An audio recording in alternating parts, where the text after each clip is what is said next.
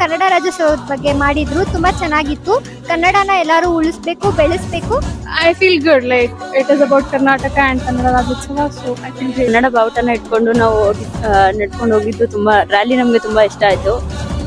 ಯಾವ ಕಾಲೇಜಲ್ಲೂ ನಾವು ಅಷ್ಟಾಗಿ ನೋಡಿಲ್ಲ ಈ ತರ. ನಮ್ಮ ಕಾಲೇಜಲ್ಲಿ ಮಾಡಿದ್ದು ನಮಗೂ ಒಂಥರ ಪ್ರೌಡ್ ಅಂತ ಅನ್ನಿಸ್ತಿದೆ.